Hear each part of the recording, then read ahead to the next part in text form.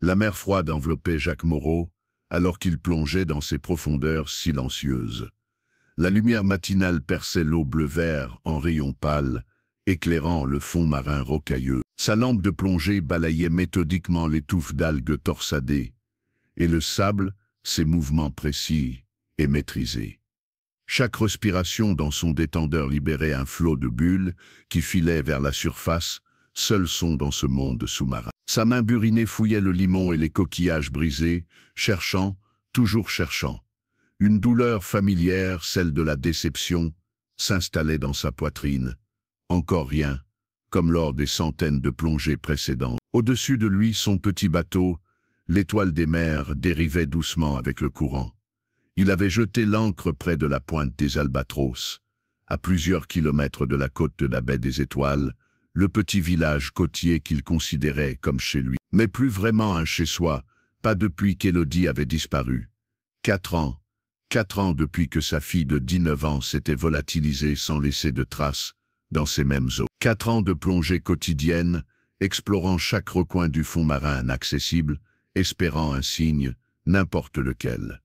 Élodie Moreau avait été une étoile montante, fraîchement qualifiée pour l'équipe olympique de nage en eau libre. Pas encore une célébrité, elle terminait dans le milieu du classement, encore loin des projecteurs médiatiques. Mais son potentiel était évident. Sa détermination était sans égale. Elle s'entraînait dans ces eaux depuis des années, suivant toujours le même trajet, du quai de la baie des Étoiles à la pointe des Albatros, autour de la bouée des eaux profondes, et retour, un aller-retour exigeant de 6 kilomètres. Pendant des années, Jacques l'avait accompagnée, suivant son sillage dans son bateau, veillant sur elle avec une vigilance toute paternelle. Mais 6 mois avant sa disparition, Élodie avait insisté pour nager seule. « Papa, je dois le faire seule », avait-elle déclaré avec fermeté. « Attends-moi au quai, tout ira bien. » À contre-cœur, il avait accepté, respectant son indépendance tout en s'inquiétant en silence jusqu'à son retour. Sauf ce jour-là, il y a 4 ans, où elle n'était pas revenue. Jacques se souvenait des heures frénétiques qui avaient suivi, appeler les secours côtiers, organiser des équipes de recherche, parcourir la côte depuis son bateau, priant pour apercevoir son bonnet de bain coloré dans les vagues. Mais rien, ni Élodie ni son équipement, pas une trace. Propriétaire d'une entreprise de plongée, Jacques connaissait ces eaux mieux que quiconque, les courants, les récifs cachés, les zones dangereuses, où même les nageurs expérimentés pouvaient se retrouver en difficulté. Pourtant, son expertise n'avait rien donné. Après des semaines de recherche, lui et la police avaient dû envisager l'hypothèse la plus probable. Élodie n'était plus en vie. La mer emportait parfois des nageurs, même les meilleurs. Mais Jacques ne pouvait pas, ne voulait pas, arrêter de chercher. Il avait besoin de retrouver sa fille, de la ramener chez elle, de lui offrir une sépulture digne. Sa fille unique, sa fierté, cette jeune femme talentueuse avec toute la vie devant elle. Ce jour-là, une intuition tenace l'avait poussé à s'éloigner davantage de la pointe des Albatros. Une sensation qu'il avait peut-être manqué quelque chose. Après des heures de recherche, son réservoir d'oxygène s'épuisait, et il entama sa remontée, ses articulations protestant après cette longue plongée. En émergeant, il réalisa avec inquiétude qu'il s'était aventuré bien plus loin que prévu. L'étoile des mers n'était qu'un point à l'horizon. Épuisé, il nagea vers son bateau, son équipement de plongée pesant lourd. À mi-chemin, ses muscles brûlants de fatigue, il s'arrêta pour reprendre son souffle. C'est alors qu'il repéra une bouée à proximité, pas celle des eaux profondes qu'Élodie utilisait comme point de repère, mais une autre, plus éloignée, rarement inspectée. Soulagé de pouvoir se reposer, Jacques nagea jusqu'à elle et s'agrippa à son cadre rouillé. En reprenant son souffle, il leva les yeux vers la structure dépassant de l'eau. Quelque chose était fixé à son centre, un objet étrange. Intrigué, il grimpa sur la plateforme glissante de la bouée. En détachant l'objet, il découvrit une caméra GoPro dans un boîtier étanche, usé par la mer et les intempéries. Quelqu'un a dû l'oublier, murmura-t-il, l'examinant. Le boîtier était plus robuste que les modèles standards, conçus pour les grandes profondeurs. Jacques le reconnut immédiatement, c'était le même modèle qu'il avait offert à Élodie, insistant pour qu'elle ait la meilleure protection possible. Une coïncidence, pensa-t-il, mais en retournant l'objet, Son cœur s'arrêta. Une étiquette familière ornait l'arrière, un petit dauphin bleu, avec les initiales EM dessous. Ses mains se mirent à trembler. Ce n'était pas n'importe quelle caméra, c'était celle d'Élodie, celle qu'il lui avait donnée, celle qu'elle emportait à chaque entraînement. Incrédule, il ouvrit le boîtier, ses doigts maladroits sur les attaches. La GoPro était intacte, bien que la batterie soit morte. Il caressa l'appareil, revivant le jour où il le lui avait offert. « Prends ça avec toi », avait-il insisté quand elle avait commencé à nager seule. « Filme tes sessions, je veux voir tes progrès. » Elle avait levé les yeux au ciel, mais accepté avec un sourire. « D'accord, papa, si ça te rassure. » Jacques glissa la caméra dans son sac, étanche, et nagea vers son bateau avec une énergie nouvelle. Son compagnon de plongée, un vieil ami qui l'accompagnait souvent, l'attendait sur le pont, l'air inquiet. « Tu es allé plus loin que d'habitude, Jacques, » dit-il.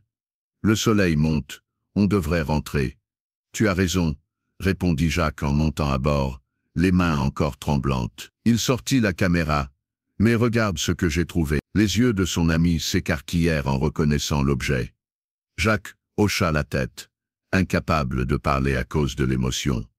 Ils se préparèrent à rentrer à la baie des Étoiles. En approchant du port, Jacques remercia son ami et s'excusa de devoir partir précipitamment. Son ami lui serra l'épaule en signe de compréhension. Après avoir troqué sa combinaison de plongée contre des vêtements secs, Jacques monta dans sa voiture, la GoPro serrée dans sa main. 4 ans de recherche, et enfin un indice, un lien avec Élodie. Ce que contenait cette caméra pourrait révéler ce qui lui était arrivé. Et il était déterminé à le découvrir.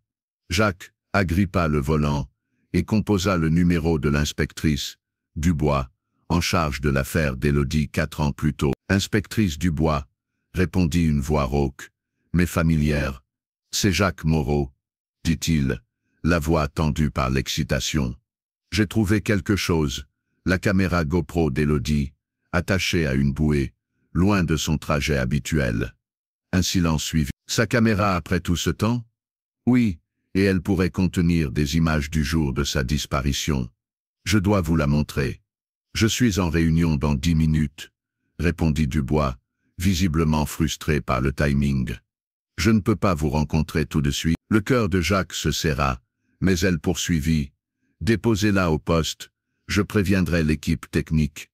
Ils accéderont au contenu et le garderont comme preuve. »« Merci, » dit Jacques, soulagé. « Je viens tout de suite. Je serai libre dans quelques heures, » ajouta Dubois. « On pourra parler alors. » Jacques se rappela soudain ses plans pour l'après-midi. « Oh, mince, je suis désolé, inspectrice. J'ai promis à un ami de donner un discours à un événement caritatif, une réunion avec d'anciens plongeurs et athlètes. Je peux annuler et dire qu'il y a une urgence au poste. »« Ce ne sera peut-être pas nécessaire, » répondit Dubois. « Déposez la caméra pour l'instant. Selon l'évaluation des techniciens, on avisera.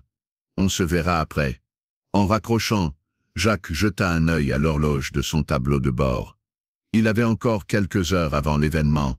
20 minutes plus tard, il arriva au poste de police de la baie des Étoiles. La caméra en main, l'officier à l'accueil le reconnut immédiatement. « Monsieur Moreau, » dit-elle avec un hochement de tête.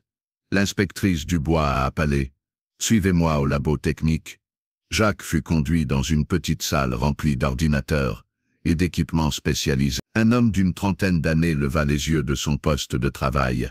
« Vous devez être Jacques Moreau, » dit-il en tendant la main. « Je suis Étienne Lemoine, analyste technique.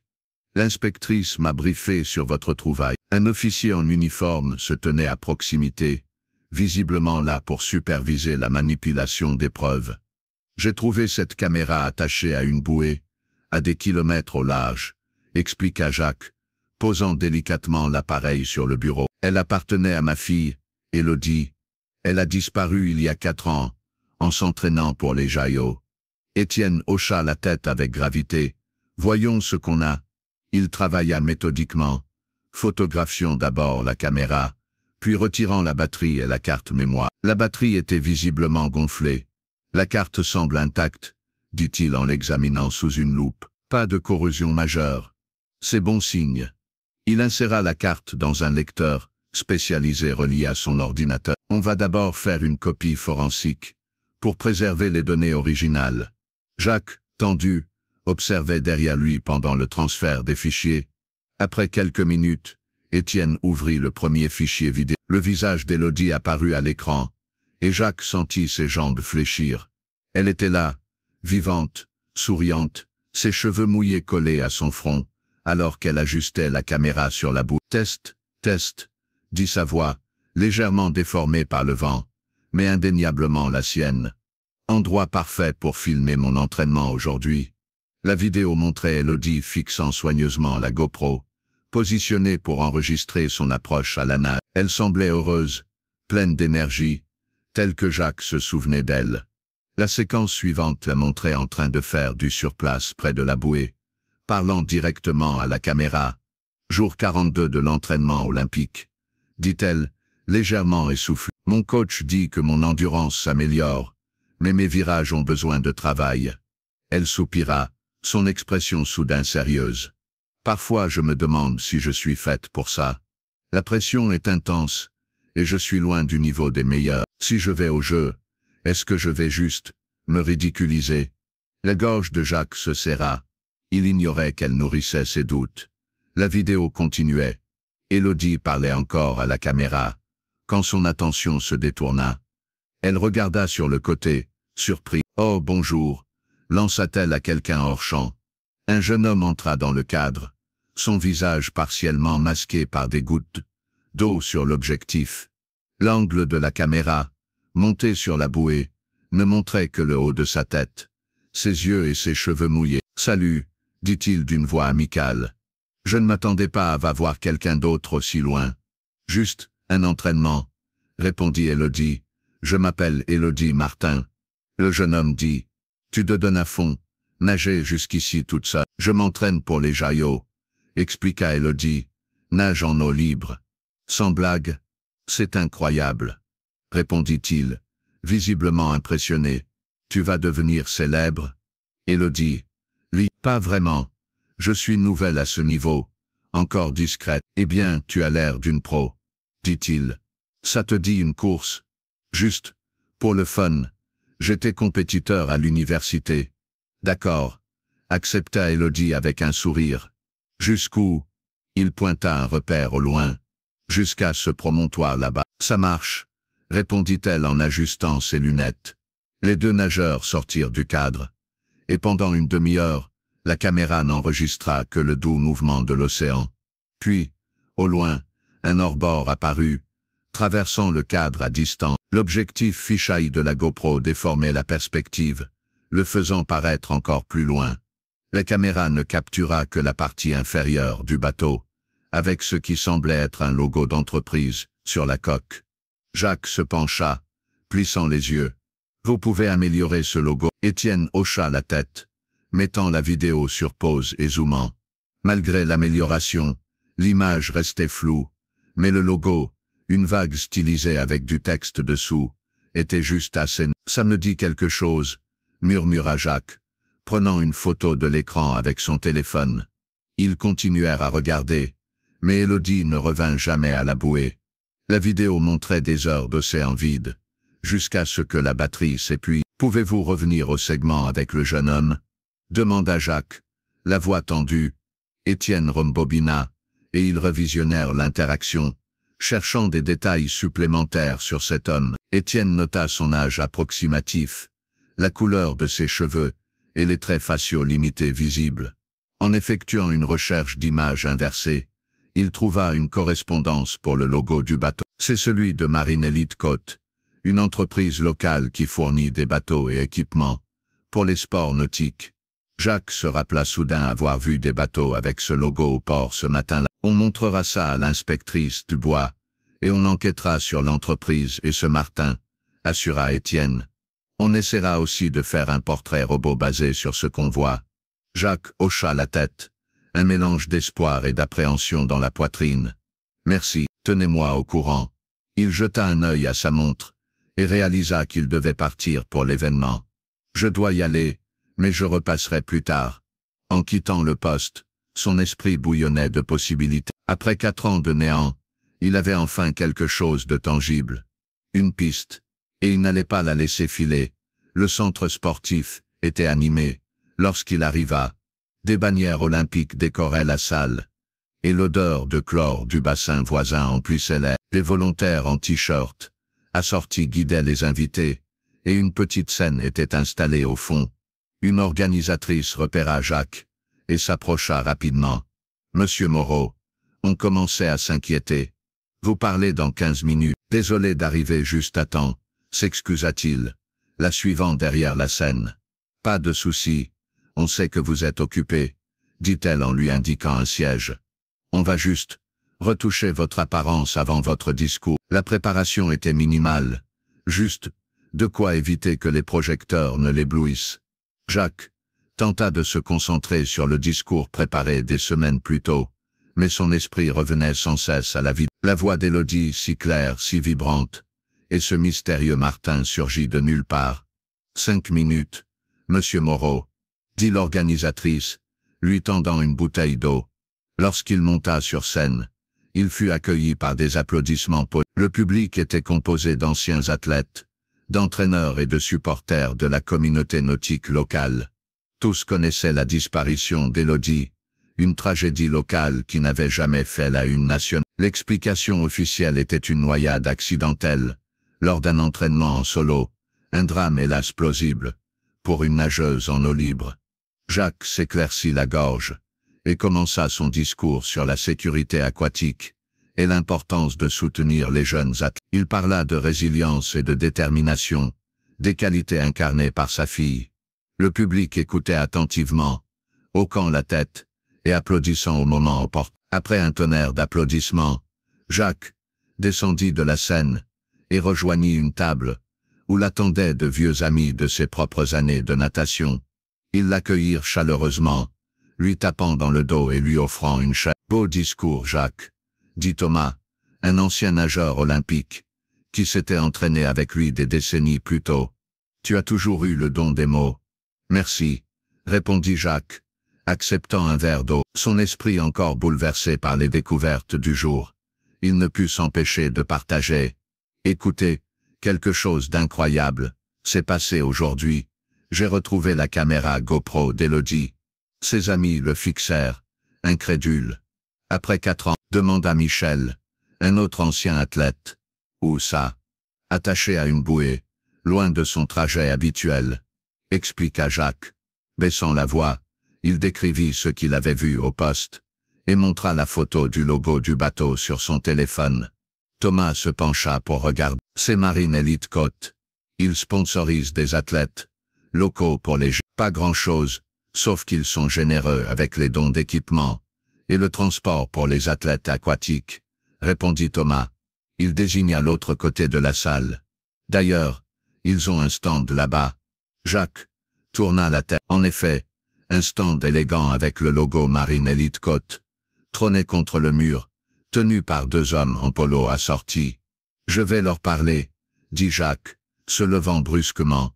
Ses amis échangèrent des regards inquiets mais ne l'arrêtèrent. Il s'approcha du stand d'un pas mesuré, s'efforçant de paraître décontracté malgré son cœur, qui battait la chamade. Les 2 hommes levèrent les yeux à son approche, l'un d'âge moyen aux tempes, grisonnante, l'autre plus jeune, avec un sourire avenant. « Bonjour, » dit l'aîné, intéressé par notre équipement nautique. « En fait, je m'intéresse à votre entreprise, » répondit Jacques. « J'ai cru comprendre que vous sponsorisez des athlètes olympiques. »« Tout à fait, » répondit le plus jeune, avec enthousiasme. « C'est une partie de notre programme de responsabilité sociale. Nous fournissons des bateaux, des équipements et du transport pour les athlètes, prometteurs qui n'ont pas toujours les moyens. »« C'est admirable, » dit Jacques, puis avec prudence. « Connaissez-vous quelqu'un nommé Martin dans votre entreprise ?» Les 2 hommes échangèrent un regard rapide, leur sourire vacillant légèrement. « Martin, » répéta l'aîné. « Il pourrait y avoir plusieurs employés avec ce nom. Vous avez un nom de famille ?» Jacques secoua la tête, puis prit un risque. Il sortit son téléphone et montra la capture d'écran du bateau avec leur logo. « J'essaie d'identifier ce bateau précis, et peut-être un jeune homme nommé Martin qui l'utilisait. » La réaction fut immédiate. Les deux hommes se crispèrent, leur amabilité laissant place à une nervosité évidente. Je ne suis pas sûr pour ce bateau précis, bégaya le plus jeune. Nous avons une grande flotte. Vous savez, Jacques les remercia et s'éloigna, ses soupçons renforcés par leur réaction. En revenant vers la table de ses amis, il jeta un coup d'œil au stand, et vit le plus jeune s'éloigner, parlant anxieusement au téléphone, une main dans les cheveux. Il fit signe à son collègue, et ils commencèrent à ranger leurs affaires, visiblement prêts à partir.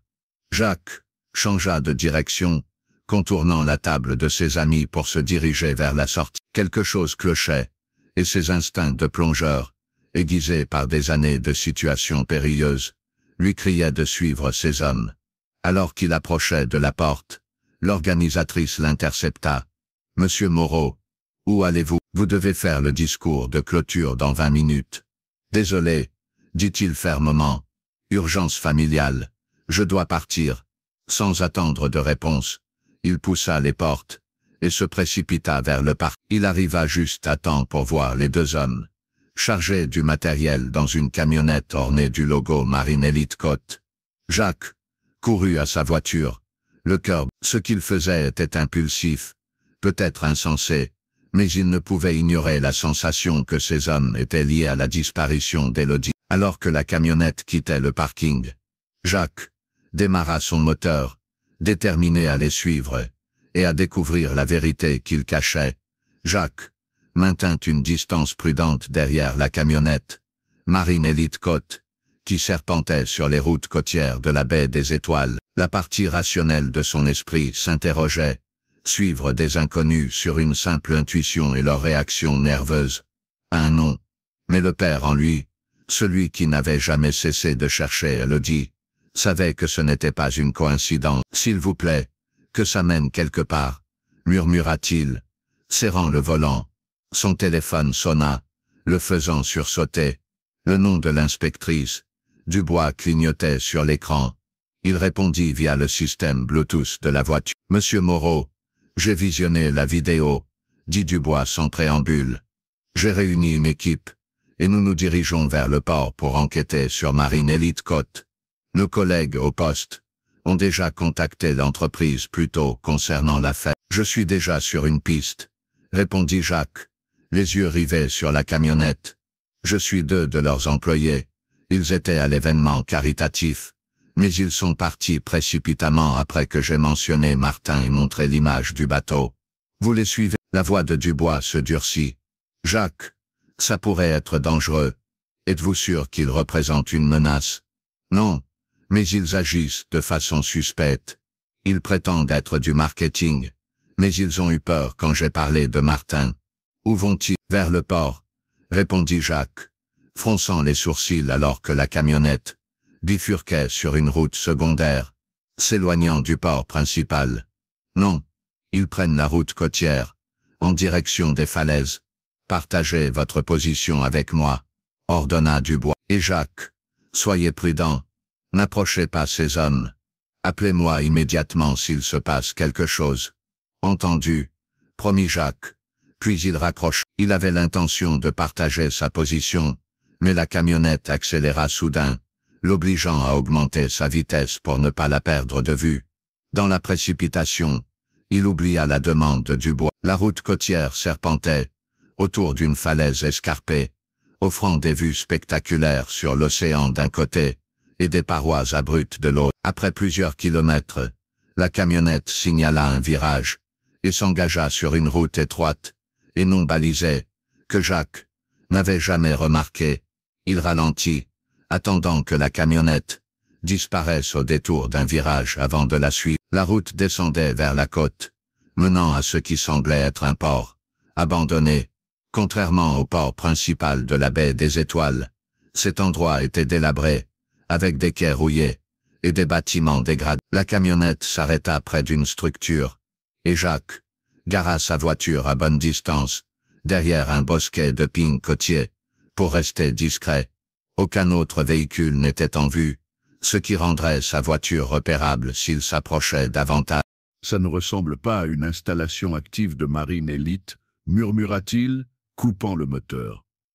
Sortant discrètement de sa voiture, il s'approcha à pied, se cachant derrière la végétation et les vieux équipements éparpillés. Il observa les deux hommes de l'événement décharger des caisses de leur camionnette et les porter vers le quai, où ils retrouvèrent trois autres hommes. Alors que Jacques s'approchait pour écouter leur conversation, un grand hors-bord, ou plutôt un bateau hybride, à cause trois hommes en descendirent, saluant les autres avec des expressions tendues. « On doit faire vite », dit l'un des nouveaux venus, sa voix juste assez forte pour que Jacques l'entende. « Sécurisez la zone.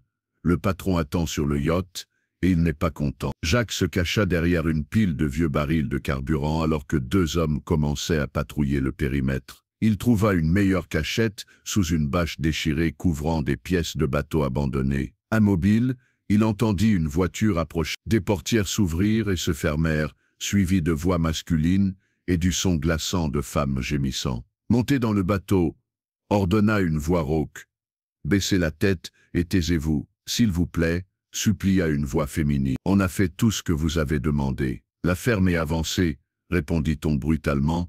Des bruits de pas sur le quai en bois suivirent, puis le grondement du moteur du bateau qui démarrait. Jacques mourait d'envie de regarder, de voir si Élodie était parmi ces femmes, mais il n'osait pas sortir de sa cachette tant que les gardes patrouillaient. Alors que le bruit du bateau s'éloignait, il entendit deux hommes parler à proximité. « Comment ça a pu arriver ?» dit l'un, la voix tendue d'inquiétude. « Aucune idée », répondit l'autre. « Elles étaient en sécurité depuis 4 ans, et maintenant la police fouine. Peut-être que quelqu'un a parlé, ou qu'une des filles a réussi à communiquer. Le patron est furieux. Il a dit que si on ne règle pas ça, on finira comme ceux de l'année dernière au fond du chenal. On dégage d'ici, on a fait notre part. » Jacques resta parfaitement immobile jusqu'à ce que le bruit du moteur de la camionnette s'évanouisse. Lorsqu'il fut sûr qu'ils étaient partis, il émergea de sa cachette. Debout sur le quai abandonné, il fixa l'océan où le bateau avait disparu. Ses pires craintes se confirmaient. Élodie n'avait pas coulé lors d'un accident. Elle avait été enlevée. Et d'après ce qu'il venait d'entendre, elle avait peut-être été retenue captive pendant ces 4 années. Les mains tremblantes, il appela l'inspectrice Dubois. « Jacques, où êtes-vous » demanda-t-elle, inquiète. « Vous n'avez jamais partagé votre position. Je suis dans un port abandonné, à environ 15 km au nord de la baie des Étoiles, après la falaise nord, sur une route non balisée, » dit-il précipitamment. « J'ai assisté à ce que je crois être une opération de trafic humain impliquant Marine Elite Côte. »« Trafic humain » répéta Dubois, incrédule. « Oui, ils ont parlé de filles qu'ils gardent en sécurité depuis 4 ans. Exactement le temps depuis qu'Élodie a disparu. Et j'ai vu un bateau emmener des femmes au large. » Sa voix se brise. « Je pense qu'Élodie pourrait être l'une d'elles. »« Restez où vous êtes, » ordonna Dubois. « On envoie des unités immédiatement. »« Non, » dit Jacques, avec force. « Ne venez pas ici, il n'y a plus rien, il faut suivre ce bateau. Je retourne au port principal. Retrouvez-moi là-bas avec tous les bateaux disponibles. Je connais ces eaux, je peux aider à les pister. » Après une brève pause, Dubois répondit. « D'accord, on coordonne avec la patrouille portuaire. On se rejoint au port principal dans 20 minutes. »« Faites vite, » implora Jacques. « Ils déplacent les filles parce qu'ils savent qu'on les a repérées. C'est peut-être notre seule chance. » Il raccrocha et courut à sa voiture, l'esprit en ébullition. Après 4 ans à croire qu'Élodie s'était noyée, la vérité était bien plus terrifiante, mais offrait un mince espoir. Si elle était encore captive, elle pourrait être en vie. Et si elle était en vie, Jacques la retrouverait quoi qu'il en coûte. Ses pneus crissèrent alors qu'il s'arrêtait sur le parking du port principal. Dubois était déjà là avec 4 officiers, la patrouille portuaire et des membres des gardes-côtes. Jacques appela Dubois lui faisant signe de rejoindre le groupe près du quai d'urgence. 2 bateaux de police et un plus grand vaisseau des gardes-côtes se préparaient à partir. Jacques, encore essoufflé par l'adrénaline, s'approcha. « Il les emmène sur un yacht au large, » rapporta-t-il. « J'ai entendu dire que le patron attendait sur le yacht. » Dubois hocha la tête, l'air sombre. « On a des unités maritimes prêtes et un hélicoptère en route. La patrouille portuaire suit le bateau hybride que vous avez décrit grâce à leur système de surveillance côtière. » Un officier de la patrouille s'avança, tablette en main. Le vaisseau a été vu pour la dernière fois en direction du sud-est, à environ 12 km au large. Sa vitesse suggère qu'il se dirige vers les îles du Chenal. C'est là qu'ils vont, dit Jacques avec certitude. Il y a des criques isolés là-bas, où un yacht peut s'ancrer sans attirer l'attention. Dubois se tourna vers lui. J'apprécie votre aide. Mais je dois vous demander de rester ici pendant l'opération. Hors de question, répondit Jacques fermement. Je viens avec vous. Jacques, ce n'est pas une suggestion. C'est une situation potentiellement dangereuse avec des criminels armés. Je connais ces eaux mieux que quiconque ici, insista Jacques, haussant la voix. Je plonge autour de ces îles depuis 20. Il y a des grottes sous-marines, des approches cachées, des courants dangereux. Dubois hésita, visiblement partagé entre le protocole et la valeur de l'expertise de Jacques. Et puis, ajouta-t-il plus doucement, si Élodie est sur ce yacht, je dois être là. Elle ne m'a pas vu depuis 4 ans. Elle sera terrifiée, traumatisée. Elle aura besoin de son père. Dubois soupira profondément, puis hocha la tête. D'accord, vous venez sur le bateau principal avec moi, mais vous suivez les ordres. En cas de résistance, vous restez en arrière. Entendu, accepta Jacques, immédiatement. Ils montèrent à bord rapidement. Jacques, aidant le capitaine à planifier la route, la plus efficace, basée sur la dernière position connue du bateau. Alors qu'il s'éloignait du quai, Jacques ressentait un mélange de terreur et d'espoir. Après des années de recherche, il pourrait enfin retrouver Élodie, mais dans quel état? Que lui avaient fait ces gens? La radio de la police crépita. Unité aérienne en vol, arrivée dans la zone dans 15 minutes. Dubois confirma la transmission, puis se tourna vers Jacques. Nos officiers enquêtent sur Marine Elite Côte. L'entreprise semble légitime en surface, sponsor d'athlètes, équipement pour compétition, engagement communautaire classique, mais on creuse dans leur structure de propriété et leurs finances. Les hommes au port abandonné ont mentionné un patron, se rappela Jacques. Quelqu'un d'important, qui terrifie ses subalternes. On découvrira qui est derrière tout ça. Promit Dubois. Pour l'instant, notre priorité est de sauver les femmes. Les bateaux filaient à pleine vitesse, les embruns cinglant le visage de Jacques, alors qu'il luttait contre le temps. L'hélicoptère apparut au-dessus, ses rotors tonnant alors qu'il survolait la zone. Après près d'une heure, la radio crépita à nouveau. Ici unité aérienne. Nous avons repéré un bateau hybride approchant un grand yacht, à environ 20 km au sud-est. Envoie des coordonnées. Le capitaine ajusta immédiatement la trajectoire. En approchant des coordonnées, ils ralentirent pour éviter d'être repérés, utilisant l'hélicoptère comme éclaireur. Unité aérienne rapporte que le bateau a atteint le yacht, annonça l'opérateur radio. Il transfère des personnes à bord. Jacques saisit des jumelles dans la cabine et scruta l'horizon. Il les repéra, un yacht blanc élégant avec le bateau hybride amarré à ses côtés. Je les vois, dit-il, la voix tendue. À environ 3 km, à travers les jumelles, il observa des silhouettes sur le pont du yacht. Même à cette distance, il distingua 3 femmes en vêtements sombres, escortées sous le pont. Son cœur battait douloureusement. Élodie était-elle parmi elles? Toutes les unités maintenaient la vitesse d'approche, ordonna Dubois, par radio. On ne veut pas les alerter avant d'être plus près. Les officiers tactiques, à bord, commencèrent à préparer leur équipement, vérifiant armes et communications. L'un d'eux était déjà équipé pour plonger, prêt à entrer dans l'eau si nécessaire. Unité aérienne, un signal du mouvement sur le yacht, annonça la radio. Ils nous ont repérés. Le yacht se met en route. Pleine vitesse, ordonna Dubois, et les moteurs rugirent alors qu'ils accéléraient.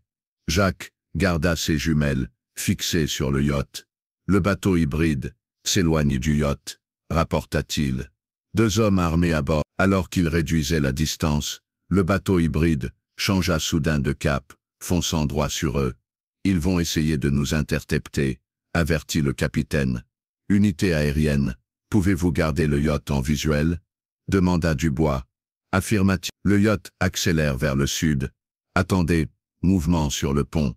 Les femmes sont ramenées à l'extérieur, et elles semblent enfiler des équipements de plongée. Des équipements de plongée? Les équipements de plongée? Répéta Jacques, l'alarme montant en lui. Ils vont les mettre à l'eau. Il y a des grottes sous-marines partout dans cette zone. S'ils les connaissent, ils pourraient disparaître complètement. Dubois relaya l'information à l'hélicoptère et aux autres bateaux.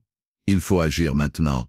S'ils emmènent les femmes sous l'eau, on risque de les perdre. Le bateau hybride était maintenant bien visible, fonçant vers eux, avec 2 hommes armés à bord. Ils nous ont repérés, cria un officier tactique, alors que le yacht changeait de cap. Avancez, avancez. Tous à coup, hurla Dubois, alors que les premiers coups de feu retentissaient sur l'eau. Jacques se baissa derrière la paroi de la cabine, le cœur battant.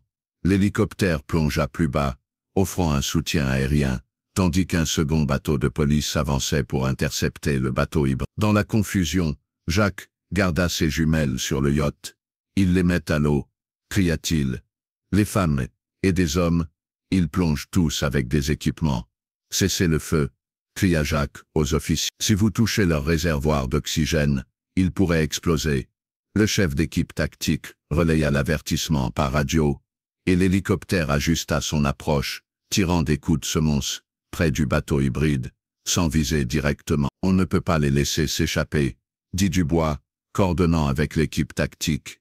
3 officiers en équipement de plongée se préparaient à entrer dans l'eau. J'y vais aussi, déclara Jacques, se dirigeant vers l'équipement de plongée. Dubois lui attrapa le bras. Hors de question, Jacques. Vous restez sur ce bateau. Ces grottes sous-marines sont un labyrinthe. Vos plongeurs ne les connaissent pas comme moi, plaida Jacques. Si Élodie descend là-dedans, je risque de ne jamais la retrouver. Avant que Dubois puisse répondre, une nouvelle salve de tir éclata depuis le bateau hybride, forçant tout le monde à se mettre à couvert. Dans la confusion, profitant que personne ne le regardait, Jacques saisit une occasion. Il attrapa un masque, des palmes, et un détendeur de secours. Ce n'était pas un équipement complet, sans réservoir d'oxygène, mais il devrait faire avec. Alors que les officiers se concentraient sur l'échange de tirs, Jacques glissa par-dessus bord et plongea dans l'eau agitée. Le froid lui coupa le souffle, mais des décennies d'expérience prirent le relais. Il refit surface une fois pour s'orienter, repérant le yacht à environ. Puis, prenant une profonde inspiration, il plongea, nageant avec des mouvements puissants vers l'unique chose qui comptait, retrouver sa fille avant qu'elle ne disparaisse à nouveau. Tiens bon, Élodie, pensa-t-il, désespéré. J'arrive. Jacques nageait avec force, se propulsant vers la zone où les ravisseurs et leurs captives avaient disparu sous les vagues. Sans réservoir, il ne pouvait rester sous l'eau longtemps, alternant entre nage, en surface, et plongée brève, pour repérer les plongeurs en dessous. Lors d'une plongée, il les aperçut. L'équipe de secours avait intercepté les ravisseurs à environ 10 mètres de profondeur. Une lutte sous-marine se déroulait au ralenti. Jacques vit que chacune des 3 femmes était menottée à un homme, compliquant la tâche des plongeurs de police pour les séparer. Les ravisseurs étaient armés de fusils à harpon, qu'ils utilisaient pour tenir les officiers à distance. Un plongeur de secours luttait pour arracher un harpon à un ravisseur, tout en protégeant la femme, menottée à lui. Jacques refit surface, les poumons en feu. Sans équipement adéquat, il ne pouvait aider dans la lutte sous-marine, surtout contre des adversaires armés. Mais peut-être pouvait-il faire autre chose. Regardant autour de lui, il remarqua que, dans le chaos, l'attention était concentrée sur la lutte sous-marine, ou sur l'affrontement entre les bateaux de police et le bateau hybride. Le yacht semblait relativement sans surveillance, son équipage soit dans l'eau, soit sur le bateau hybride. Jacques prit une décision éclair. Au lieu de replonger, il nagea vers le yacht, s'approchant par l'arrière pour éviter d'être vu. Usant de ses compétences de plongeur, il se hissa sur la plateforme de baignade, et roula sur le pont, trempé et haletant. Après avoir repris son souffle, il rampa le long du pont, restant baissé, cherchant quelque chose pour aider. Dans la zone de préparation à la plongée du yacht, il trouva ce qu'il cherchait, un râtelier de fusil à harpon, apparemment préparé, mais abandonné dans la précipitation. Jacques en saisit un, vérifiant qu'il était chargé. Son plan était de retourner dans l'eau, armé cette fois, pour aider à libérer Élodie, mais en se tournant vers l'arrière, il entendit un clic distinct derrière lui. « Ne bouge pas » dit une voix jeune, légèrement pâteuse. « Lâche l'arme, ou je tire. » Jacques se tourna lentement. Devant lui se tenait un jeune homme, d'une vingtaine d'années, cheveux mouillés plaqués en arrière, yeux injectés de sang, une bouteille de whisky, coûteux dans une main, et un pistolet dans l'autre. Jacques le reconnut immédiatement grâce à la vidéo. « Martin, tu as enlevé ma fille, » dit-il, la voix basse et menaçante. « Je suis là pour la récupérer. » Martin vacilla légèrement, visiblement éméché. Son père, le plongeur dont elle parlait tout le temps. Pourquoi demanda Jacques, gardant le fusil à harpon baissé, mais sans le lâcher. Pourquoi l'as-tu enlevé? Martin prit une gorgée de sa bouteille, s'essuyant la bouche. On lui offrait un meilleur avenir. Elle a 19 ans, elle est talentueuse. On l'entraînait pour les jeux. Jacques ricana, serrant son arme, en l'enlevant, en la gardant prisonnière pendant 4 ans. Ne t'approche pas, avertit Martin, levant son pistolet alors que Jacques bougeait légèrement. Je n'ai rien fait à elle, tu sais. J'aurais voulu, mais on ne me laissait même pas m'approcher. Son visage se tordit de ressentiment. Elles étaient pour mon père. Le sang de Jacques se glaça. Ton père? Martin hocha la tête, titubant. C'est triste, vraiment. Je ne faisais qu'aider mon vieux à obtenir ce qu'il voulait. Il adore les jeunes femmes. Athlétique, il a toujours eu un faible pour elles. Sa voix baissa en un murmure complice. Mais il pouvait la rendre célèbre. Si elle faisait ce qu'il voulait. Reste où tu es, avertit Jacques, levant légèrement son fusil. Mais Martin, perdu dans sa confession avinée, continuait d'avancer, son pistolet tremblant.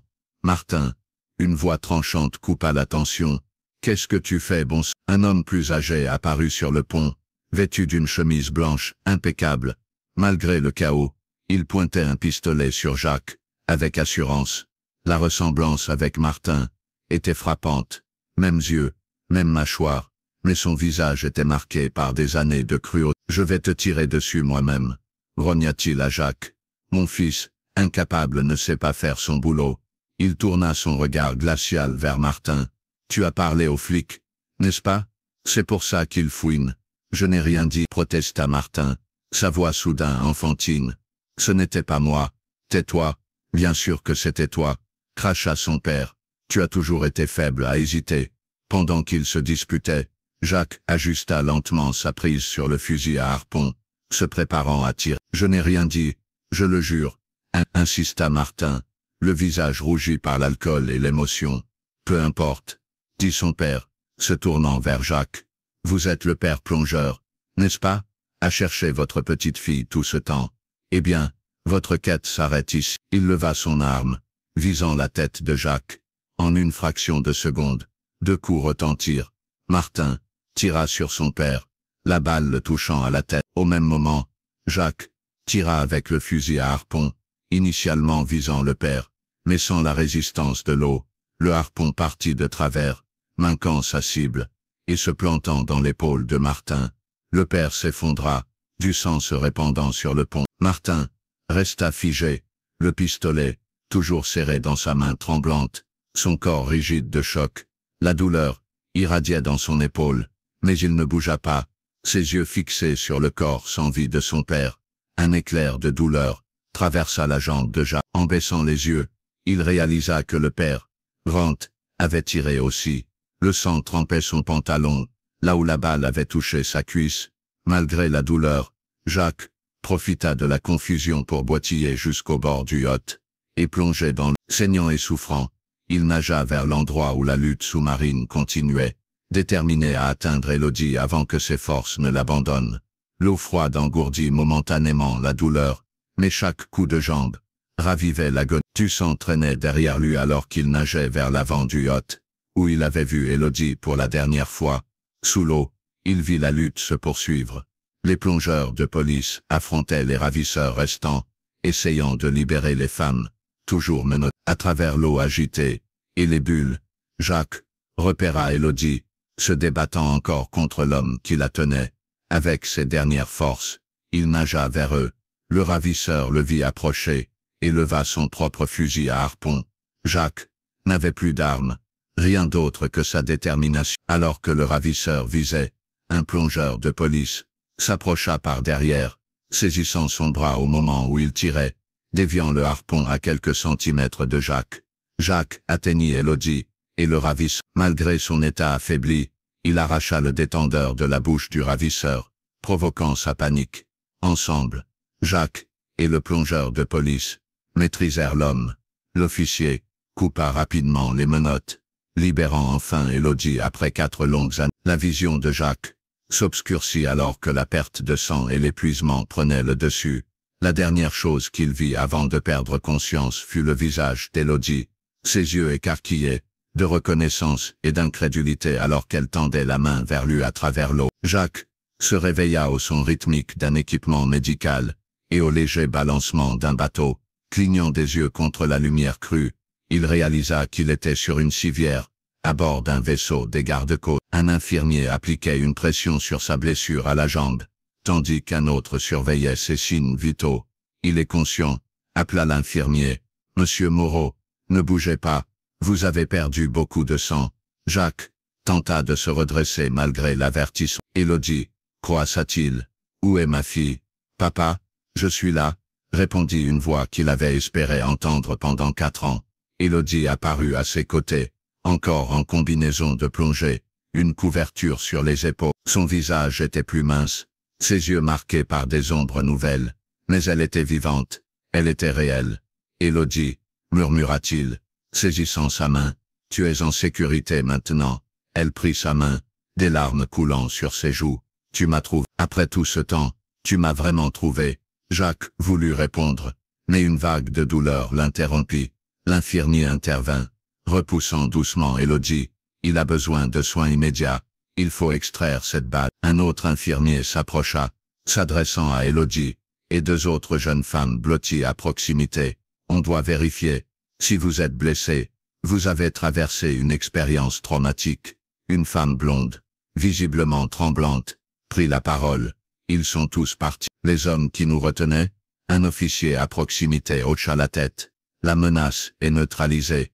2 ravisseurs du bateau hybride ont été tués dans l'échange de tirs. Nous avons arrêté le capitaine du yacht, et 3 autres, y compris le fils. Marthe. Le soulagement était palpable sur le visage des femmes. La 3e, brune et émaciée, se mit à sangloter doucement.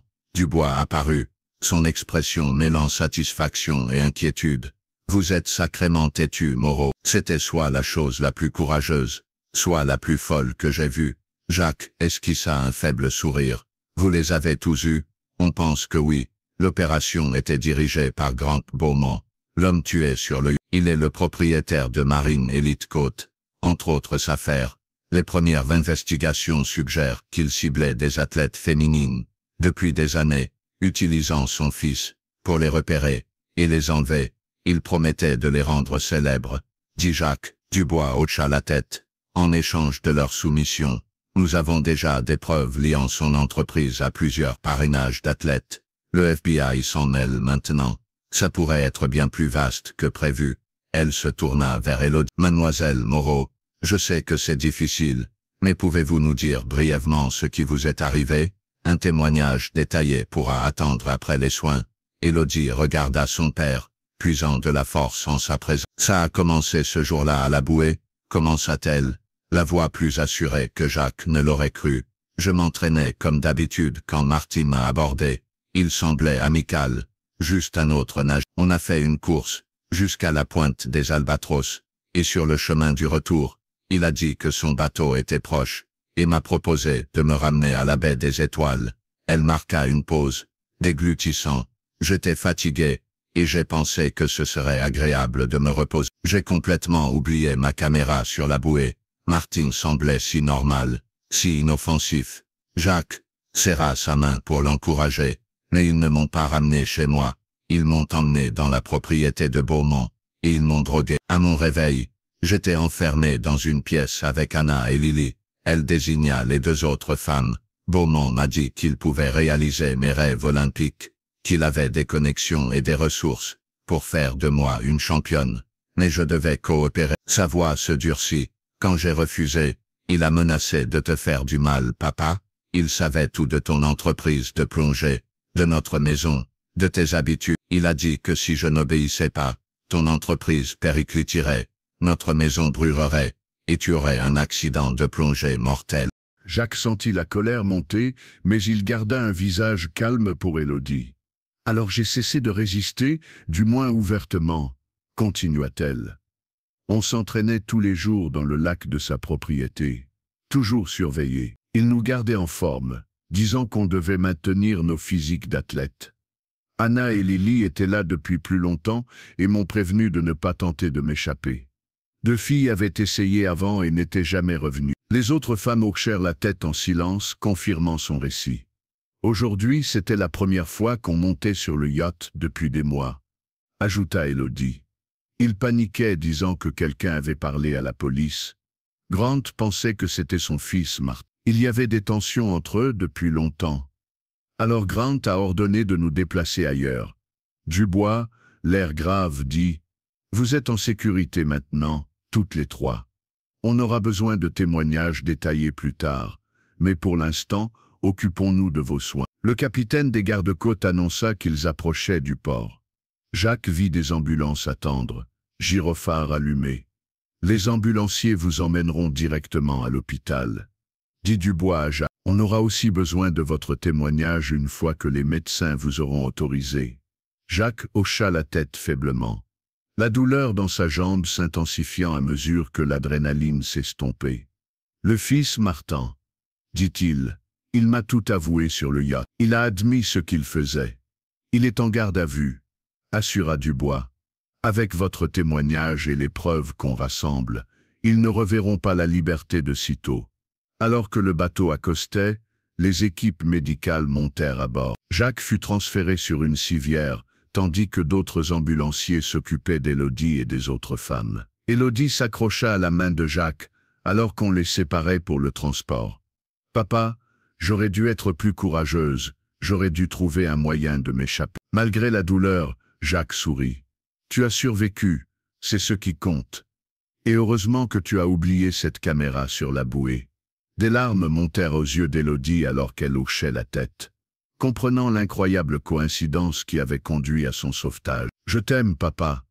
Je t'aime aussi, ma chérie, » répondit Jacques, la voix brisée. « Je n'ai jamais arrêté de te chercher. Pas un seul jour. » Les ambulanciers les séparèrent doucement, expliquant que Jacques avait besoin d'une chirurgie immédiate. Élodie lâcha sa main à contre-cœur, regardant les ambulanciers le charger dans une ambulance. « On prendra bien soin de votre père, » assura un ambulancier. « Les officiers vous emmèneront à l'hôpital après un premier examen. Vous le verrez bientôt. » Alors que les portes de l'ambulance se refermaient, Jacques aperçut une dernière fois Élodie sur le quai, entourée de policiers et de personnel médical. Malgré tout ce qu'elle avait enduré, elle se tenait droite, ses épaules de nageuse. Dans l'ambulance roulant vers l'hôpital, Jacques réfléchit aux événements de la journée. Ce matin, il donnait un discours à un événement caritatif, continuant sa routine de survie sans espoir. Maintenant, contre toute attente, il avait retrouvé sa fille et l'avait ramenée à la maison. Le chemin à venir ne serait pas facile. Élodie et les autres femmes porteraient les cicatrices de leur captivité pendant des années. Il y aurait des témoignages à donner, des procès à affronter, et un long processus de guérison. Mais pour la première fois en 4 ans, Jacques se sentait vraiment vivant. Sa fille était en sécurité, elle était libre, et il ne la perdrait plus jamais de vue. Alors que les analgésiques faisaient effet et que sa conscience s'évanouissait, la dernière pensée de Jacques fut une prière de gratitude pour sa détermination obstinée, pour la découverte miraculeuse de la caméra, et pour cette seconde chance qu'Élodie lui avait reçue. Contre toute attente, ils s'étaient retrouvés, et quels que soient les défis à venir, ils les affronteraient ensemble.